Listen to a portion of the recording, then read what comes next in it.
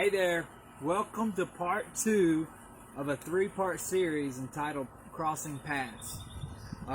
We left off with the traveler that was traveling from Jerusalem to Jericho, and he fell among thieves that stripped him of his raiment, beat him, and left him half dead. Now that's where we left off, knowing that our words can kill, knowing that all these things can have an effect on others and ourselves.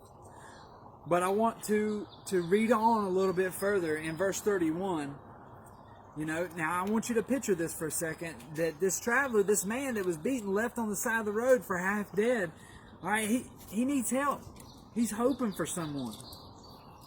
In verse 31 it says, "And by chance there came down a certain priest that way, and when he saw him, he passed by on the other side.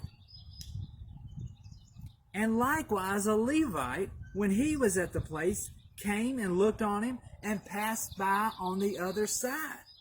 Both of these were two that was representative of God and representative of, hey, we should help. This is what Christians are supposed to do. They're supposed to help. But they passed by on the other side.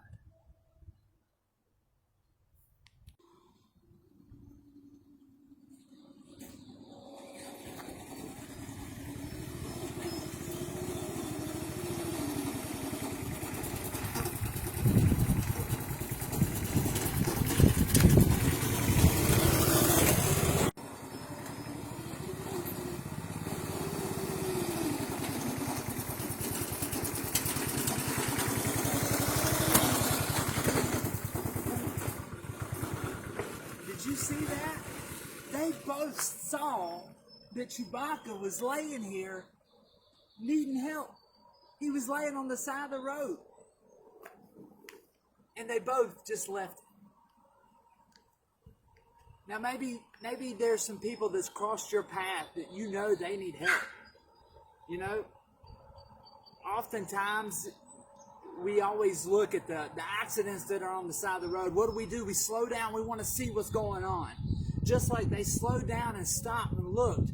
They wanted to see, but they didn't want to get involved. They wanted to see what was going on, but they didn't want to be affected by it. They didn't want to be bothered by it.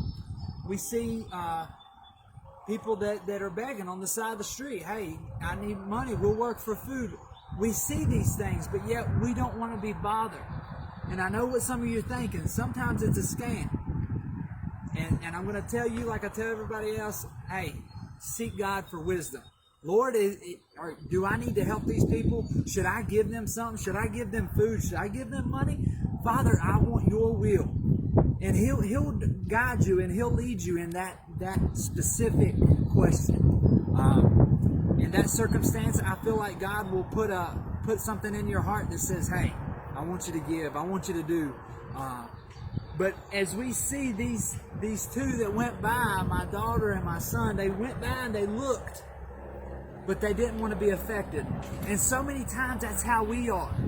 We want to see people's problems, but we don't want to get in the mess of them. We want to see what's going on, but we don't want to be affected by it. We want to know what's happening. We want to be in their business, but we don't want to be too far in their business to get dirty. Now these two people, they should have been helping. They should have stopped and said something or done something. But they just kept on going by. We being Christians, we being Christ-like, we have to promote Christ. We have to be Christ-like. We have to show Christ through our lives. And just looking at people's problems and not helping when we can. Now you can't help everybody. I know that. And sometimes you don't need to be even in somebody's problems. But what I'm saying is let the Holy Spirit lead you. Let Him guide you in what you need to do. You can pray for people. You can maybe you can meet a food need. Maybe you can meet a monetary need.